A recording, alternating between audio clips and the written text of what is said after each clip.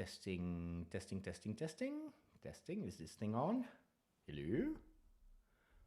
Let's hope so. Hey everyone, welcome to the stream.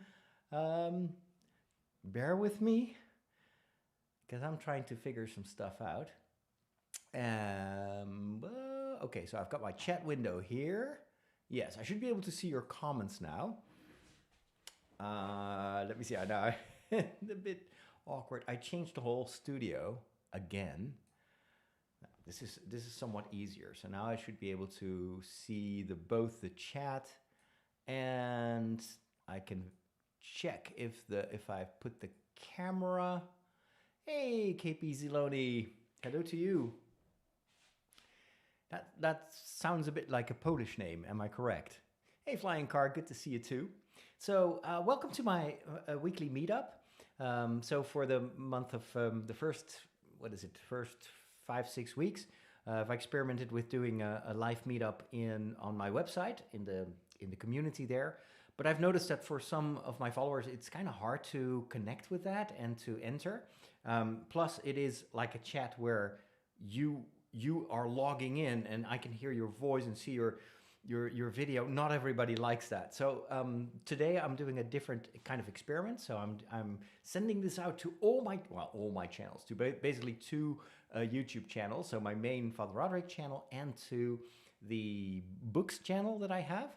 And so we're going to see if this can allow more people to participate in this weekly meetup. So welcome. If this is your first time, make sure to subscribe to the channel.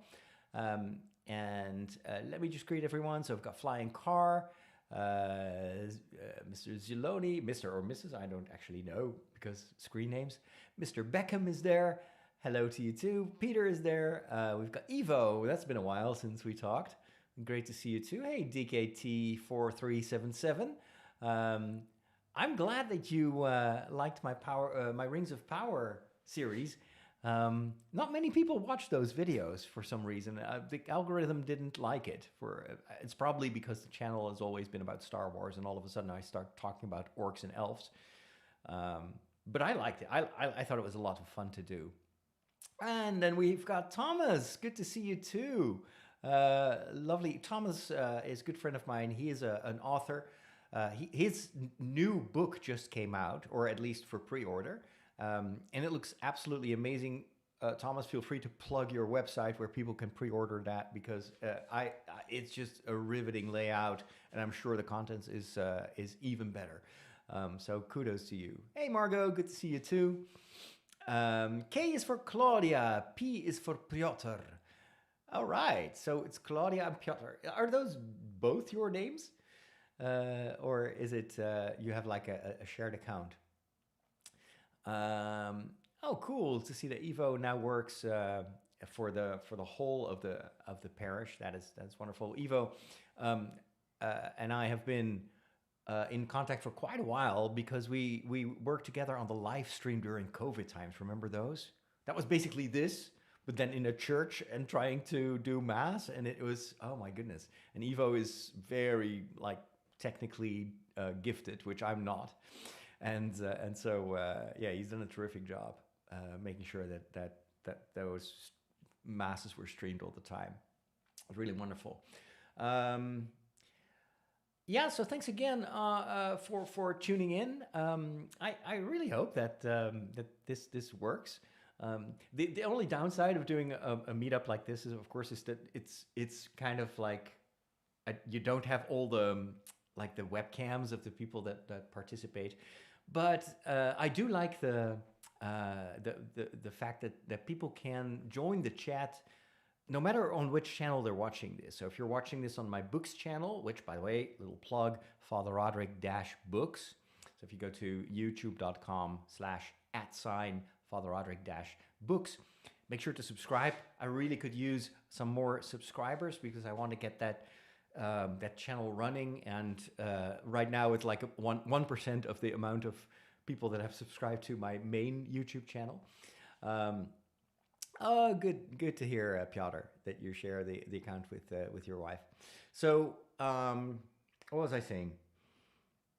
Yeah, so The cool thing is, um, people can watch this on both channels, and they can also reply on both channels. So I don't know. And I try to connect this to Facebook and to Instagram, because in theory it's possible, but for some reason it failed to connect with Facebook, so it kicked me out. And then Instagram is very complicated because it it only allows you to stream vertically. So then I have to always be careful that I'm exactly in the center, otherwise I get complaints, and you have to start it manually. So the integration is pretty bad. But I don't have that many followers on Instagram anyway, so YouTube is kind of the place where I live for long form content. DKT asks, Father, do you like the direction that Star Wars is going? I liked Skeleton Crew, but I was disappointed with Acolyte. Um, Interesting question. In fact, just right before this live stream, I noticed something. I mean, Thomas is much more like up to date with Star Wars, since he is one of the co-hosts of the Star Wars podcast. Um, but I read that Star Wars is now wrapping up the whole High Republic storyline altogether. So this was a project that they launched, when was it, in 2018, I think, just before COVID. And the idea was to create, it was mostly book focused. So they would publish a whole range of books for adults, for children, comic books, and it would cover not the usual Star Wars era, but it would go back in time and kind of show us the Renaissance, you could say, of the High Republic, the time, the glory time of the Jedi. Um, and so this has been going on for a couple of years, and the Acolyte was actually kind of loosely connected to that time frame. So it happens towards the end of the High Republic. But now I read that Charles Soule, who wrote the first book in the whole series, now gets to write the final one, or actually has already written it. That one comes out in June, and that will wrap up the whole thing. And I was like, what, really? I thought this was an ongoing cash cow for, for Star Wars, but apparently not. And so they're wrapping it. Initially, I thought, oh, it must be because The Acolyte didn't do so well, but it turns out, from what I gathered on Reddit, this has been the plan all along. In fact, the series has been going on for way longer than they initially wanted to do. So this was conceived as I think a 3-year project, and now it's like double the amount of time that we've gotten. Unfortunately, I don't know much about the High Republic. I really tried to get into it, so I read the first book, and I thought it was not very good. It was all over the place. It was very hard to kind of focus on, like, what is this story about, and why should I care? I just couldn't get into it. I have to say that later on, I listened to the audiobook, at least for part of it, and that was such a different experience. And it shows that one type of storytelling is not the other one. So the audiobook was almost a radio play, and it had sound effects and music, and it was just so much better. But on paper, that first book, I really couldn't get into it, and that for me was like the threshold was so high. I couldn't get into the next stories because it was still narrated sequentially. So they kind of expected you to start with that first book, and that's where I bumped into. So I've always said, if they would have had so much more, and they've been successful with this, but I think they could have made so much more money if they had only done at least like one movie or one TV show to kick this off, or an animated series, and then do the books. But Star Wars is such a visual story, and we are so used to picture the Star Wars that we are familiar with, but then you go back in time, but you don't show us anything. It's too much of a gap, at least for me. And I'm a pretty hardcore Star Wars fan, but for me, it didn't work. And so I'm a little bit sad to kind of have missed out on that entire like part of Star Wars canon. And now I wonder if I should even try to get into it, because I mean, yeah, maybe through the audiobooks or something, but yeah, that's why I like The Acolyte. Not because the story was particularly, good. I thought it was fine. It was entertaining, but But I was hoping that it would give me more reasons to start reading the High Republic books, but it didn't. I just still don't really care that much for it. So you were asking, do you like the way that Star Wars is going? It's very hard to tell because we don't really know what's next. I don't know if they're going to come up with something new after the High Republic initiative. What we do know is that they're definitely going to scale down the amount of Star Wars that we will get to see. So fewer television shows. The ones that we are going to see have been greenlit years before this whole new move. Let's not put too much money into TV series that don't do well. Um, they have promised us movies. Of course, I'm excited about that. I kind of like that they will continue the story of Rey, and I'm pretty sure that it won't just be about Rey. But I like the fact that we don't throw that entire saga into the dustbin. You know, it's part of Star Wars to just continue to tell stories. So I like that.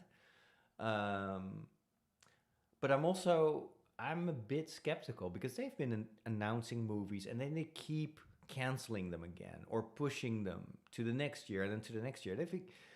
And it's I feel like Disney has kind of been adrift when it comes to Marvel and Star Wars. They've been trying so many different things in a time that they didn't care that much about money, but now they do, and they have a lot of competition.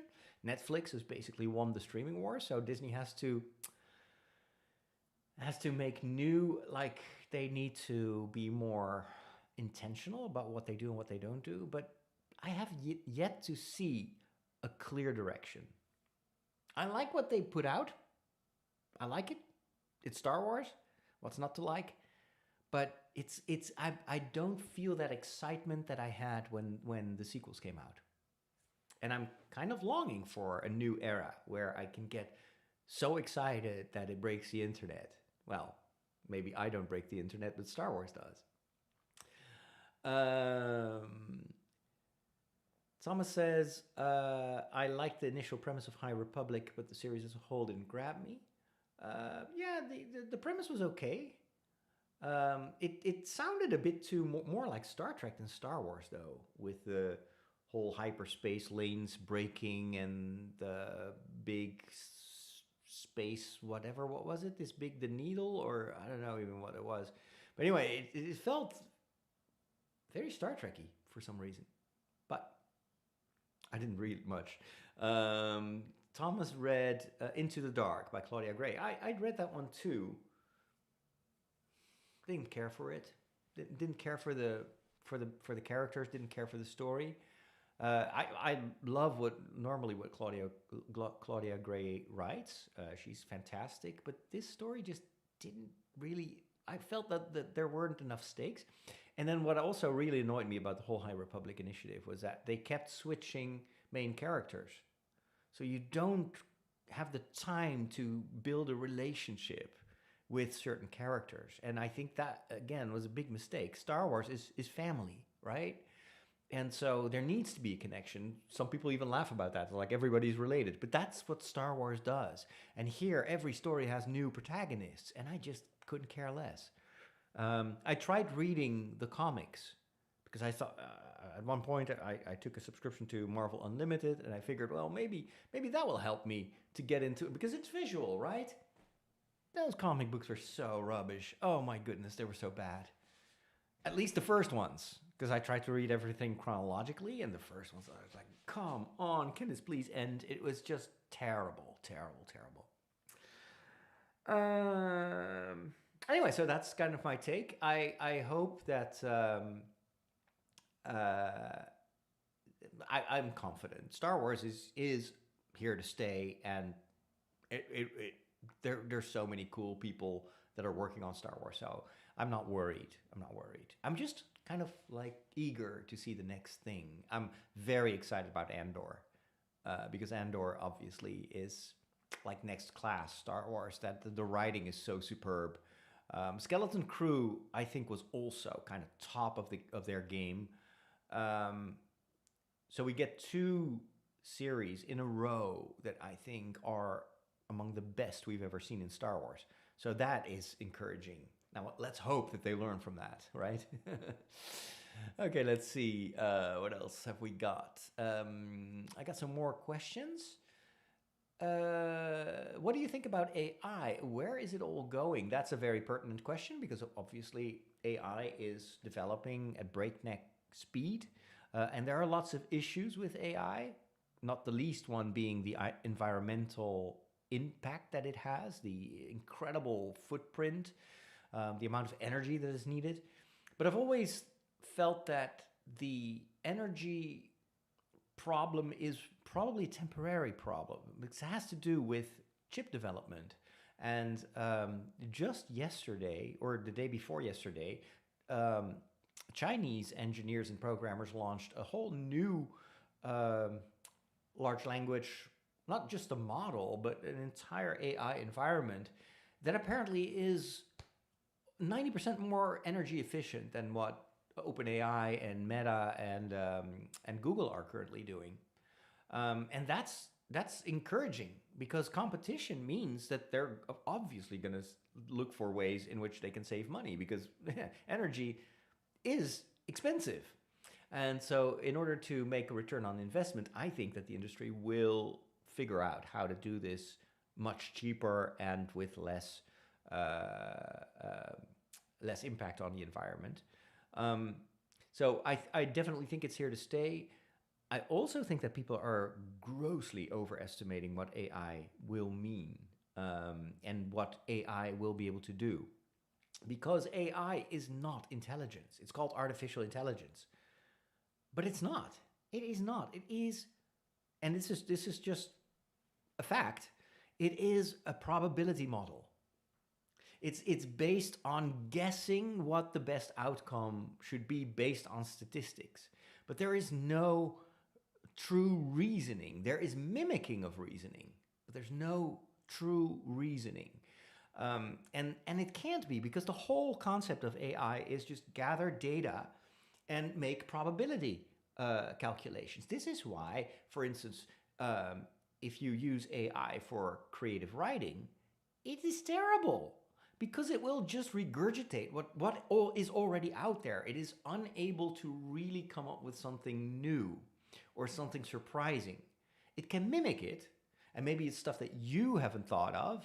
So in that respect, as a kind of a sparring partner, it works. And that's how I use it. It's like, okay, let's throw some stuff against the wall, get some ideas, and then it's like, oh, wait a minute, no, I don't like that. And then that triggers me to come up with my own ideas.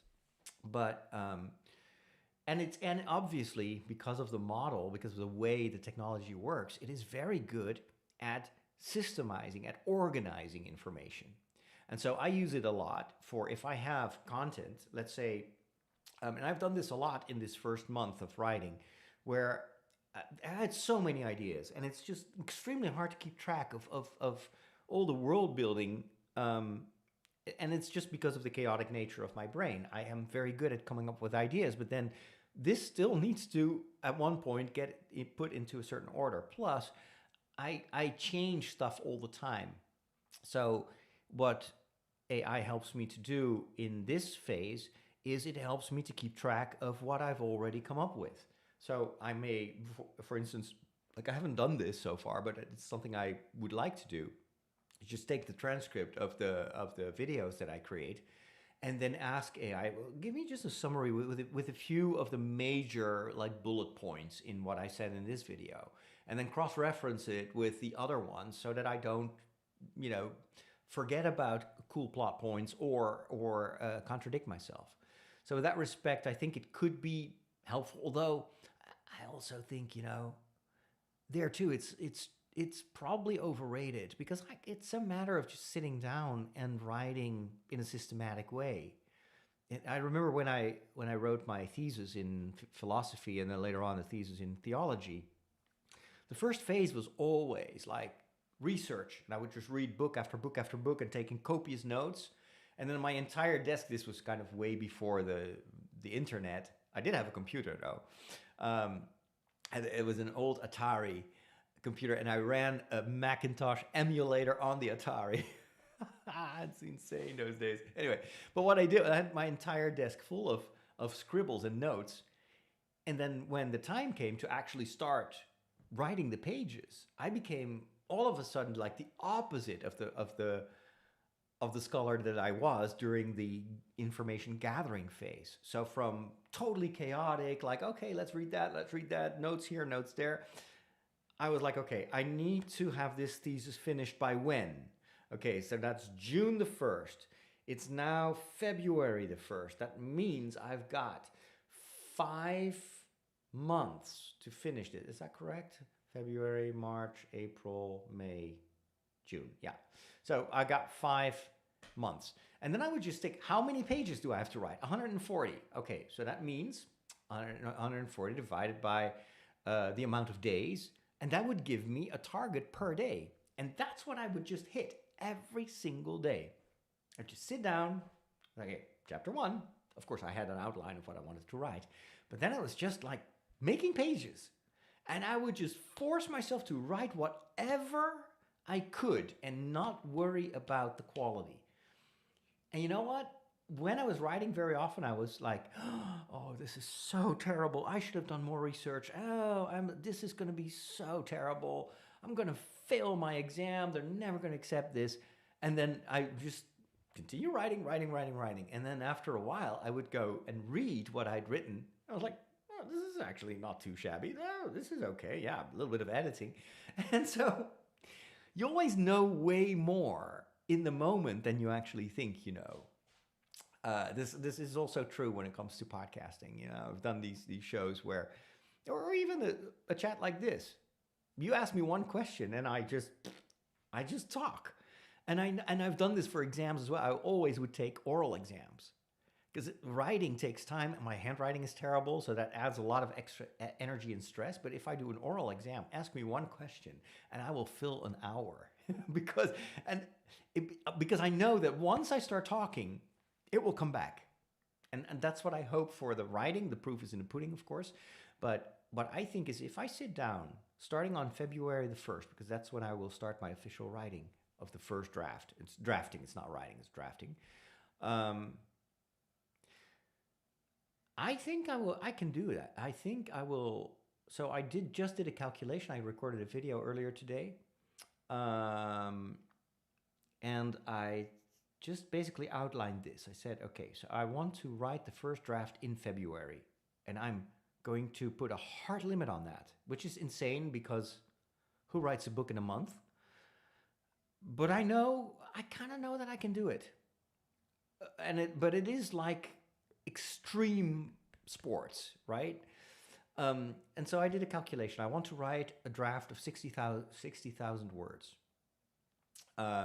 We don't talk in pages anymore because it's all digital. So anyway, 60,000 words. Why? Because 50,000 is kind of the minimum for a novel. And I know that during editing, there's going to be a lot that has to go. And so I want to write a little bit of a buffer so that when the editing process cuts it down, I still have 50,000 pages without having to do extra work. I will have plenty of extra work to do, but the core story. So 60,000 pages. Okay, and then I take my calculator and I put in 60,000, not pages. I'm not Brandon Sanderson. I'm Father Roderick, so that's words. 60,000 divided by how many days? February 28th. Which then gives me the number of 2,142.8 words. So let's say 2143 words. Let's round that off, 2,200 words. I can do that. Yeah, I know I can do that. Because if I divide that by, let's say, 180. Yeah. So 180 words is what I write in half an hour. And I've done this for more than a year. Like I was always writing these scripts for TikTok and for YouTube, and it was usually a script of 180 words because that's how much I could cram into 1 minute. This was when TikTok and YouTube were still only 1 minute. So that took me half an hour. So if I divide that number that I had, the 2,200, divided by by 180, that gives me 12 hours. No, yeah, 12 hours? No, wait, that's not correct. 12. Yeah, so yeah, that's 12 half hours. So that means 6 hours. So if I write in focus, in probably hyper focus, because that's my thing, thank you, ADHD, I only have to work in a concentrated way for 6 hours per day. That's less than I do right now, actually, because I make days of like easily 10 or 12 hours of content production or storytelling. Thank you, Thomas, for telling me that. We're not content creators, we're storytellers. But anyway, so I spend a lot of, way more time actually right now on writing and making content and stories than I would need for this to happen. And so anyway, so that's how I will try to write that entire first draft in 1 month. 28 days. It's like the shortest month of the year. It's going to be very exciting and also super scary. Anyway, I don't know how I got on that soapbox, but let me look at your other questions. Do you believe, I believe you've mentioned you run daily marathons. Yeah, I don't run daily right now because I've had a foot injury and a knee injury. I used to run almost every day, and yes, I ran about 12 marathons, I think, and I'm really looking forward to running another one. It's just that I am also careful because this has been a pretty rough 2 months with the cold here in the house and just all the changes. So we had to let go of Inge, who was my how do you say that, the administrative person who did all the bookkeeping and all the community management and all that. And so that meant for me a lot of changes because I had to take over all her tasks. And a lot of it was new to me. So there was quite a bit to figure out. And then, of course, we had the whole book project, which started as something like, oh, I'll just take an hour per day, but it soon really took over. It's a lot of fun. And then I started creating content like course material for my School for Mission and Media. So I've been doing that almost, well, at least I record about 6 lessons per week. None of that has been published yet, but I'm like preparing the whole curriculum in advance so that once I launch the School for Mission and Media, it's already going to be there. And then I have my Ireland course, my course on Celtic Saints that I'm starting next week. So next week we have 4 subsequent weekly parish evenings, and I'm currently editing all the footage that I shot in Ireland. So much work. So what I do is walking instead of running. I do go to my weekly running group on Saturday, but that's about it. And the rest of the days after lunch, so between 2 and 3:30, I always go for a walk and I record. I record my podcast. This is how I do the Story Secrets podcast, which is now a daily podcast. I don't know if you realize that, but that used to be the break, and now it's 5 episodes per week. But I record them all during my lunch break, during my lunch walk. Anyway, let's see, what else have we got? Are we safe from Skynet? I don't know. I think there are worse things than Skynet right now. Hey, Manuel, good to see you. DeepSeek, that's the name of the Chinese AI system. Do I watch The Mandalorian? Yeah, I've watched everything. I love it. And I'm so looking forward to the Grogu and the Mandalorian movie. Margot says, the collision of AI with natural ignorance and stupidity kind of terrifies me. Yeah, well, stupidity plus anything terrifies me. Stupidity plus cars, stupidity plus booze, stupidity plus highly infectious diseases. Name anything behind stupidity and it becomes really, really scary. Hello, Yella, good to see you too. Hey, Pika, long time no see. Playing Baldur's Gate 3. Got it for Christmas. Amazing. I still have to start it. I haven't had much time to play video games lately. I bought myself a Quest 3 though. That is so much fun. And I never have time. But it is really, really cool. I can't wait. So I'm still, I'm preparing to buy a new computer, a new PC. I have lots of computers, but my PC, my gaming PC is now 6 years old, I think. So it doesn't run the latest games anymore. If I want to play newer games, I have to play them on the Xbox. But I would like to get myself a new PC so I can couple it to the Quest and then run 3D games on the computer and then put it through on the Quest.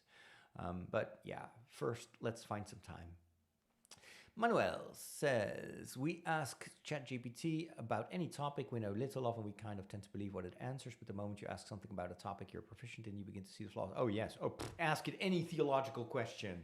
And I was like, no, that's not how the Force works. Yeah, it's it's kind of scary because people believe it's intelligence, right? It's called artificial intelligence. Why wouldn't it be intelligent? Well, it's dumb. It's dumb as a rock. The intelligence is in the prompts. You need to know how to use it, but also you need to know about the caveats and the limitations of these models. Not many people know that. There's still a lot of media literacy that we need to gain, and well, recent developments in the world show us this on a daily basis. Margot says that was when you were taking breaks from playing Pong, right? I haven't played Pong in a long time. Piotr says, we got the Nintendo Wii console. Oh, it's so much fun. I'm so sorry that they never continued that because, man, it was so much fun. I'm surprised it even works. Just in Google AI summary at the top of search results, gets easy things right. Yeah, Apple really hit the wall with that because they had implemented AI at one point. Maybe it was just part of Siri, and it just came up with the biggest nonsense ever, and they had to retract everything. And it's like anyone could see that coming. I mean, we've had this with Microsoft generating their news. They still do this. All of their news that you read on their website is all AI generated, and it's terrible. Oh, it's so like there's no journalist that looks at that, and that's scary. Because we rely on big platforms like that to provide us with facts. And instead, it's just gathering what the majority of people say. But we know what the majority of people sometimes will yell, and doesn't mean they're right. Thomas says, I haven't written a book in a month. Not anything novel length anyway. Yeah, but you've written so many books. You can take a break, man. Dude. That's a good thing that you didn't write. You need to kind of like cleanse your mind so you can come up with new ideas and just rest a little bit and enjoy the success of what you've already written. But yeah, I would love it if you could beta read with me, and if it's okay with you, I can put you on the street team because that's where I'm going to send the early chapters to get some early feedback. Just let me know. I remember reading somewhere that Ernest Hemingway wrote The Sun Also Rises in 6 weeks or something. Yeah, I mean, but those are all very experienced writers. My big issue is that I don't know. I really don't know if I can write. I can tell a story. That's what I know. I can talk reasonably well. But I am not a native speaker. And I have actually, even in Dutch, I have never written fiction. I've never written dialogue. So I tend to be very skeptical of my own abilities to write prose that is worth reading. I know that I'm a good storyteller. So that's what I'm hoping for, that at least the story is going to be good. And but I think I will need a lot of help with the editing to make it acceptable because, well, I'm a Dutch priest. What do you expect? Stupidity plus power. Yeah, that's a dangerous cocktail. And we know this. Just look at the news. My Star Wars brother from Columbus, Ohio. Stay safe, Father. Is your Star Wars brother visiting? That's cool. Say hi to him. The Nintendo Wii that we bought is the first and only console we have. We wanted to buy something where to play you have to move. Well, that's definitely what you do with the Nintendo Wii. Oh my goodness. I remember jumping around with the Wii Sports. That was so much fun. You can do it with the Quest, but I don't dare because it's like such expensive hardware on your head. Plus, it's pretty heavy. So I don't see myself doing anything. Yeah, you move a lot. You turn around, and then sometimes you have to crouch. There's some games where you have to kind of like there's this Star Wars game, and you have to constantly go underneath whatever constructions to go to the other side. So, but that's the extent of there's no running. There's no real exercise. Some people do. Some people do like yoga, and I don't know. I can't see myself doing any type of like heart rate quickening exercise with that thing on. Ah.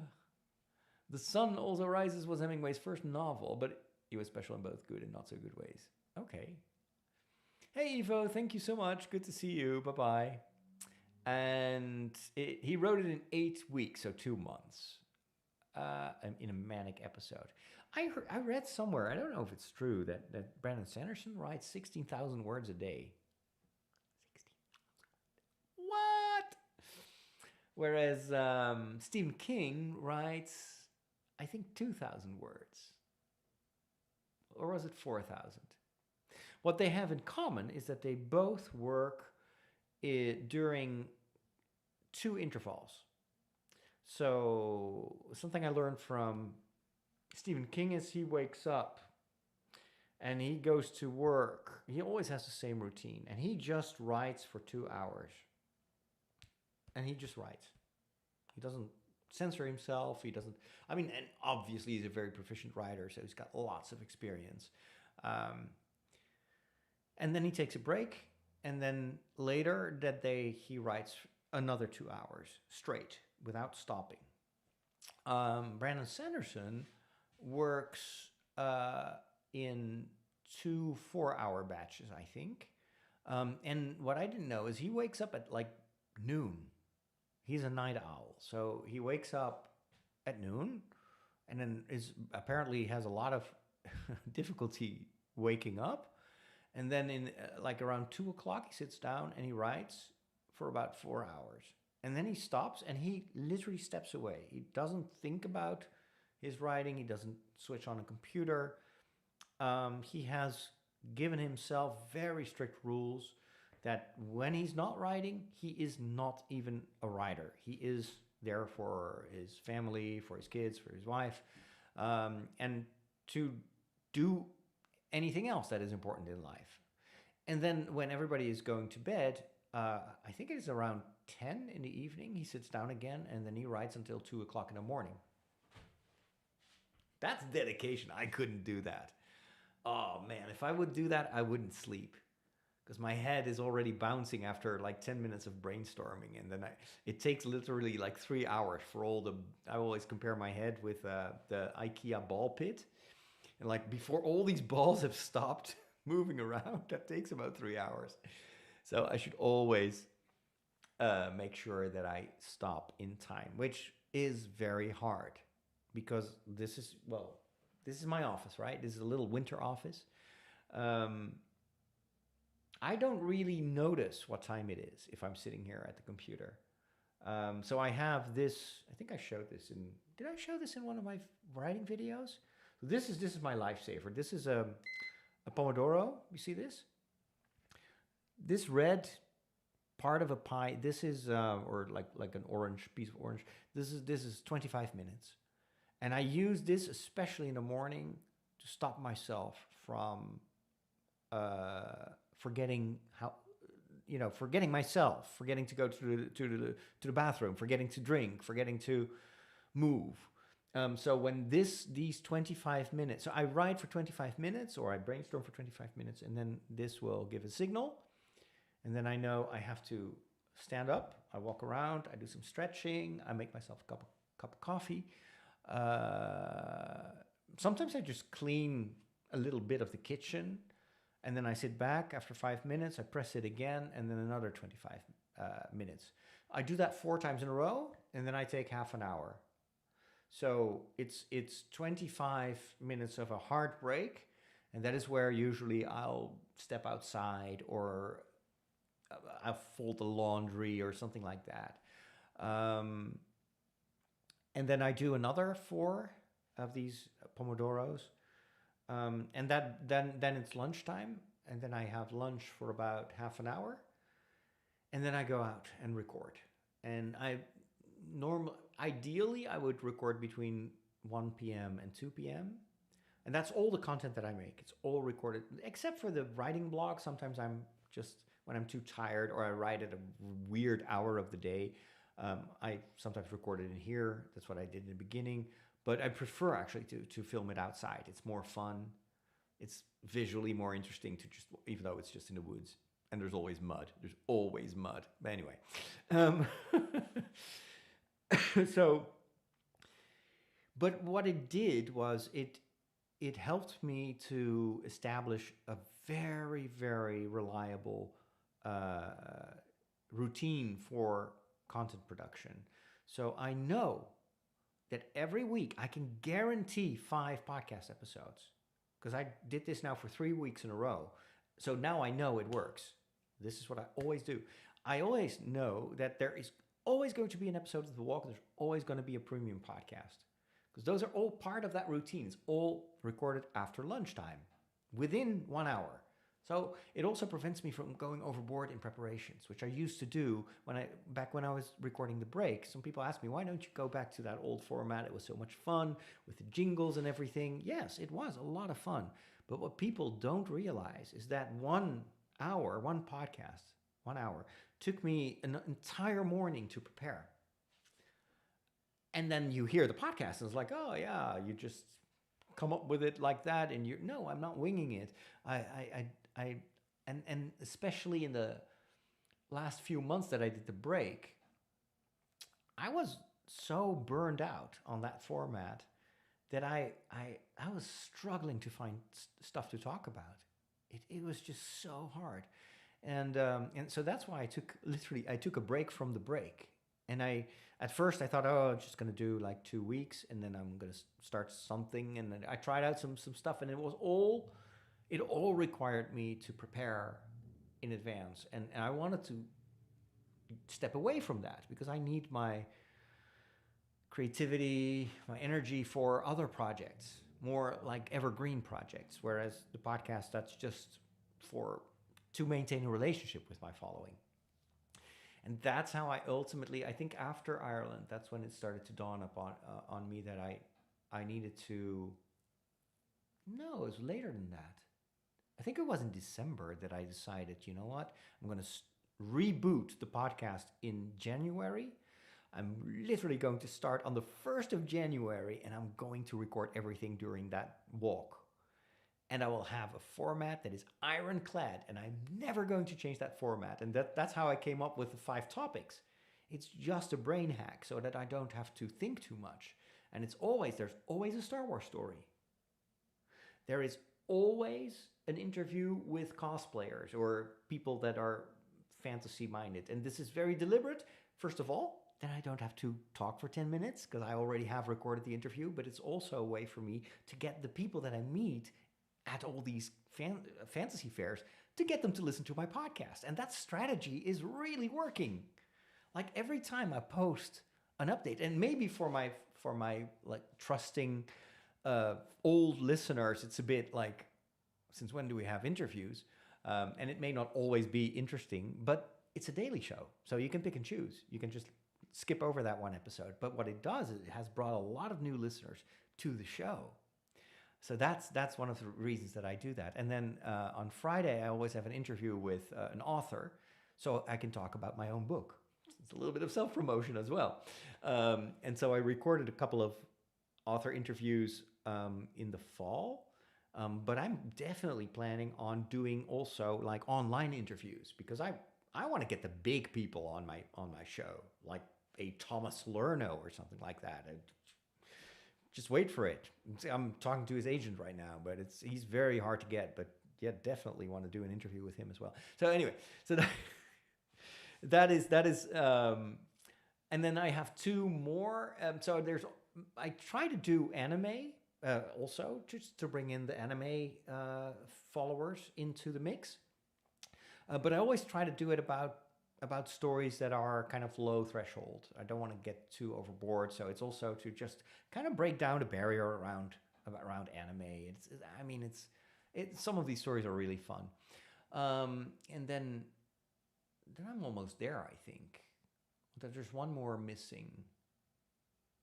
I think there's just one that is about like any TV show or movie, or just gives me some margin to talk about Star Trek and whatnot. So that's kind of free to choose. And this has really worked so well, because now I only have to spend like 10 minutes to just write down, okay, I'm going to talk about this one, this one, this one, this one. And if I don't have a specific Star Wars series, I'll just talk about Star Wars. So this week I did like, what's your favorite Star Wars movie? It's the most generic question that you can ask. And what do you know? Everybody has an opinion. And that's what I love. It's all like engagement, and it's like being fans together. That's what the break was. And I hope to bring that back in this way with Story Secrets. All right, let me go to some other questions. Let's see. The ball pit brain, yes. If you know, you know. Margot is doing like a Pomodoro method in high school. Yeah, I wish I'd discovered this earlier because it's so helpful. Yella says, just to be sure I don't miss any podcasts, we have the podcast for premium podcast and the daily one, but it's recorded on your YouTube channel. No, Yella, you are missing out. You are missing out. There is the premium podcast. That's the one you get if you subscribe to the community. Then you have the walk, which is still hasn't changed, hasn't moved. That one has been going. So if you were subscribed, it's the same. But then what used to be the break, that is now a daily show. But you have to subscribe to it if you have unsubscribed in the past. Because for a while, I did the break as that was the premium podcast. I would just do a longer version. But then at one point I was like, no, I shouldn't do that, because that is actually a great podcast to advertise what I do and to bring new people in. So I restarted the feed for the break, gave it a new name. It's now Story Secrets, but it's still the same feed. So if you subscribe to it, you will see down the list, you will see the old episodes of the break. But at one point, January 1st, it changes into daily episodes of Story Secrets. So yeah, you have some catching up to do. Every episode is between 10 and 20 minutes. So it's kind of shorter form, but you can also just save it up and then listen to all of them in one go if you prefer to like have an hour in the car or something like that. Hello, Michiel. Good to see you. Margot says, apparently I was better at adulting when I was 14 than I am now. Aren't we all? Thomas says, honestly, I drifted away from listening to the break because I was only interested in certain segments. And you're not the only one. There were lots of listeners who was like, and you know what? Everybody wanted something different. Some people said, I want to have more faith content. And then other people were like, oh, the faith, that's always what I skip. And then, can you do more technology? I started talking about technology. No, do more Star Wars. And it's very hard to please. So at one point, I just made the deliberate decision, like, I cannot do everything for everyone. My heart is with storytelling. And that's what I do, and that's what I want to talk about. So I am going to talk. That's why I rebaptized it as Story Secrets, is I want to talk about the deeper layers in stories. That is what has always motivated me to podcast. And a lot of the series that are now on SQPN, they all started with that same desire. Like, I want to do the Secrets of the Pirates of the Caribbean, or Secrets of Star Wars, or Secrets of Middle-earth.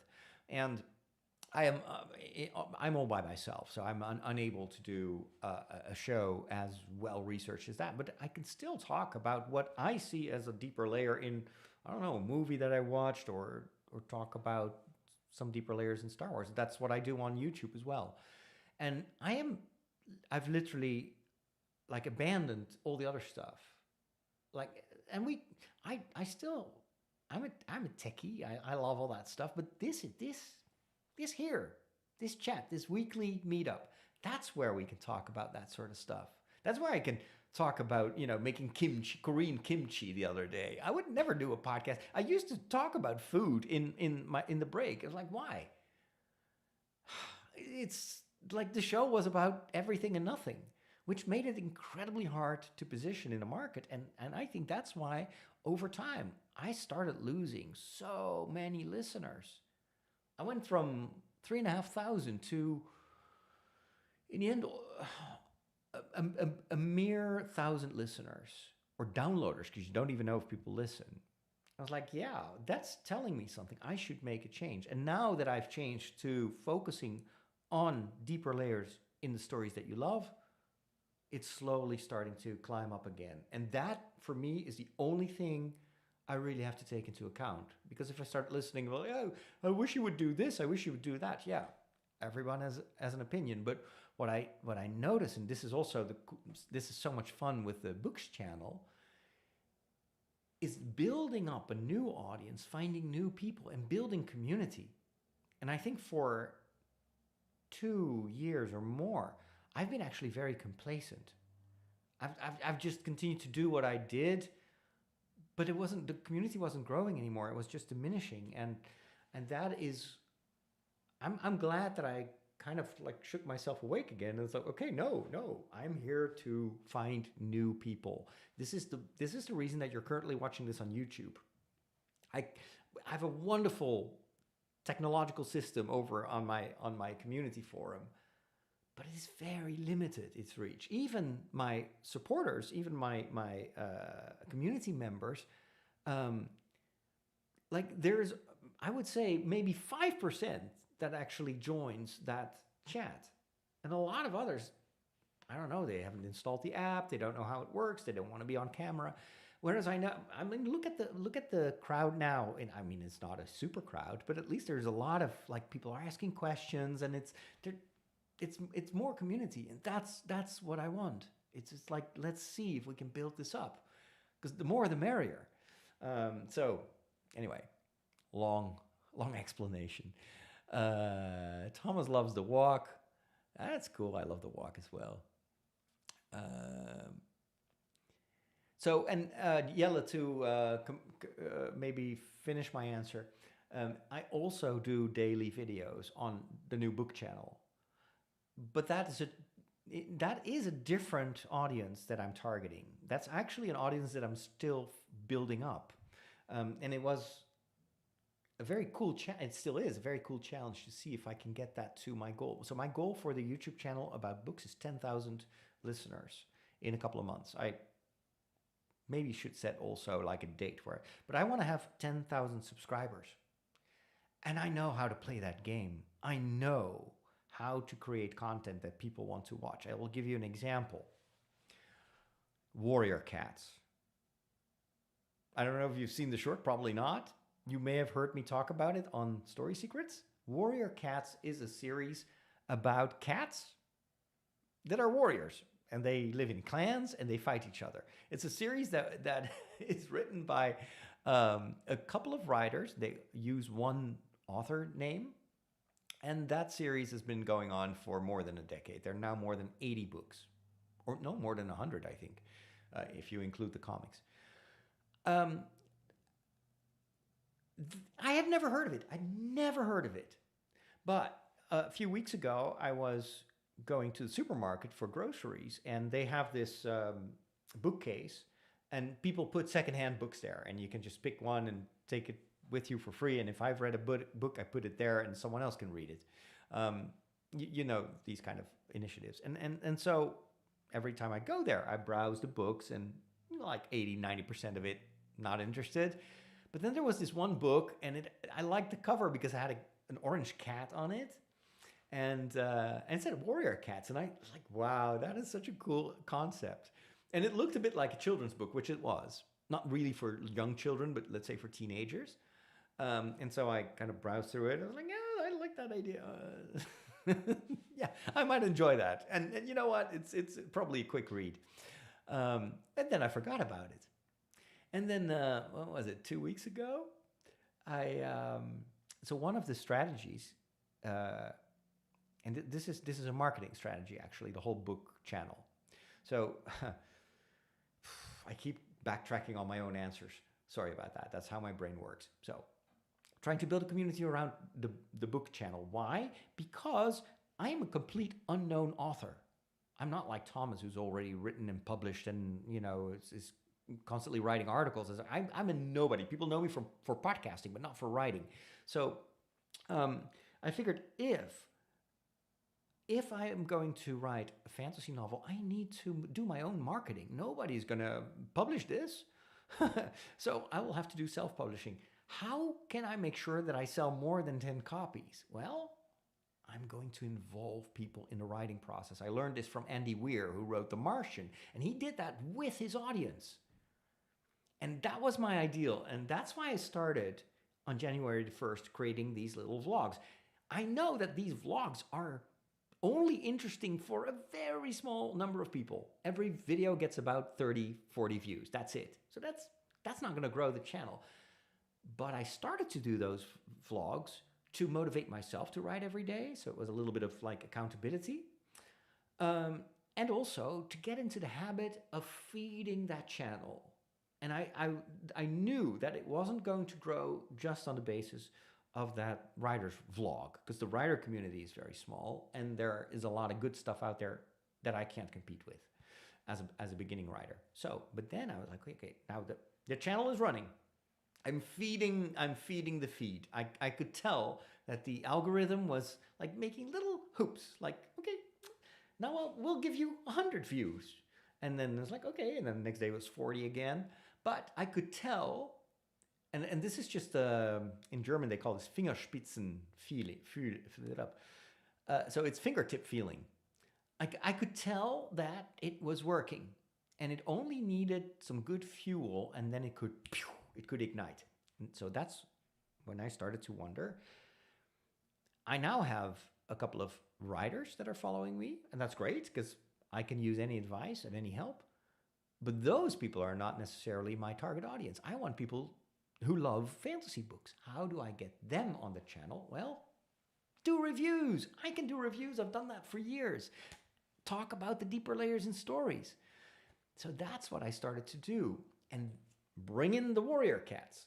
So I started this last week, only a few days ago, and I was like, okay, I need to get over this hurdle of putting myself on camera with book reviews, because I felt like, who am I to do book reviews? Now let's start with warrior cats, because nobody has read that book. So I recorded a short, my only short so far on the channel. I was like, I showed the book and I said, warrior cats, should I read this? And it was like a 2-minute video. And that went viral. I now have like 3,500 views and hundreds of comments. And it turns out there is a huge, huge fan base for warrior cats. Now, why is that interesting to me? First of all, they love warrior cats, and there is not much content about it out there on YouTube. So I see demand, but there is no food for that demand.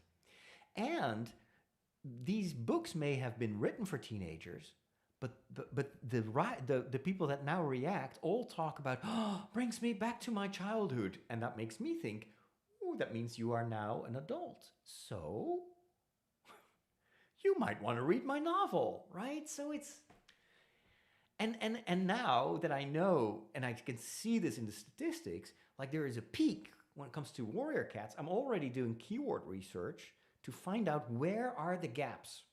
What are people looking for, and where is a lot of competition? I'm not going to meddle with that. Where are the gaps? Where are people looking for answers and they can't find it? And that's what influences the topics that I choose. So, and this is kind of like this is a way of working that I figured out because I've been playing this game for 17 years. I know how to work with algorithms. But I also know in order to make this work, I need to be very consistent and very intentional.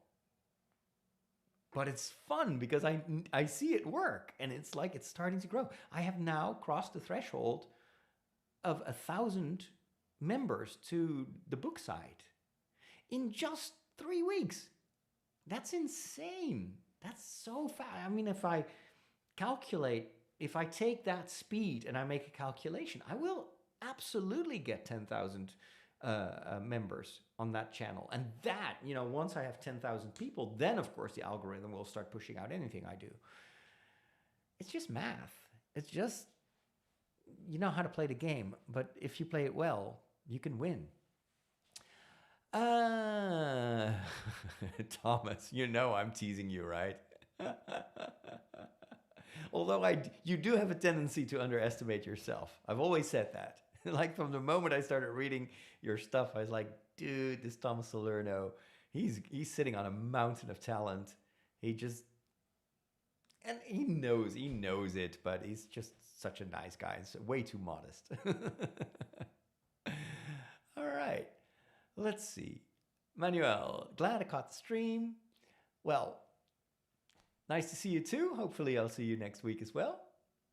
Can we still start meetups on the community website, hanging out with folks and shooting the breeze is a nice thing. Any member of the community can start a live stream.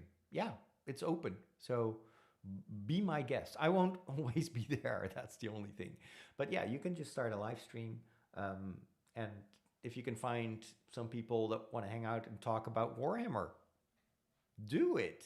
I mean, that's one of the cool things that I can do on YouTube. This is kind of why the community I have myself is very powerful, but it's also very limited. You have to actually find people that want to hang out with you.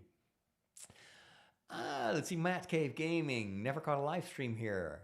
Love your trailer reactions. Yeah, it's time for a new one, don't you think? I hope that Star Wars will give us an Andor trailer very soon.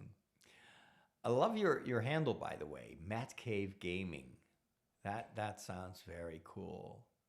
If you have a YouTube channel, plug it. I would like to check it out. Thomas likes the daily writing vlogs. Yeah, I should definitely do it yourself. Absolutely, it's so much fun, and it's it works both ways. It's fun to share, and it helped me to connect with a lot of writers because a lot of authors are now following those vlogs, including I became a member of the Catholic Writers Society, Catholic Writers Guild, I should say, thanks to you, because I'd never heard of it. Or maybe I had, but I just forgot about it. It's been so long since I've been in the US. I think they were trying to build something up in the olden SQPN days, but it felt like was mostly elderly ladies that were writing. I never felt called to be part of that. But now I joined, and I'm going to be at the conference next week. It's a virtual conference, so I can go there without flying. But now I've got a couple of people from that group also following my vlogs, and not many writers are doing the whole YouTube channel thing. So I see that as everything I lack in terms of experience, I hopefully can make up through marketing and my experience in creating social media. I'd rather be well known for the quality of my writing, but since that is still to be proven, I'd gladly compensate with just flooding the market with videos and triggering the algorithm. Is the website link on your homepage? I wonder what website. It's fatherroderick.com if you want to go to my website, but you'll have to look for my works or my work, and then that's where you find all the links to the podcast and the stuff. If you want to go to my books channel, it's very simple. Look for Father Roderick Books or type in youtube.com/@fatherroderick-books. I won't be at the virtual conference this year. I've been too busy with family health crisis this month. Yeah, I imagine. I hope things are going well, but that's super stressful. Yeah, but that's also why take it easy on the writing, First things first. All right, it's time to start wrapping things up. Thank you so much for joining me. I hope you had fun. I certainly had. And let's do this again next week. So signing off. And by the way, thank you also for your questions, because that gives me stuff to talk about, and I always enjoy the exchange.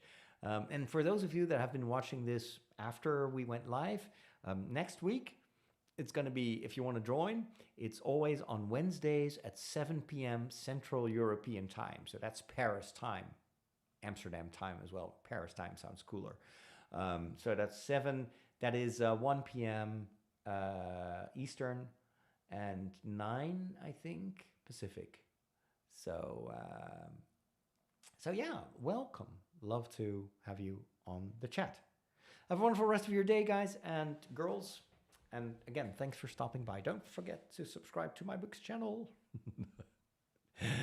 All right.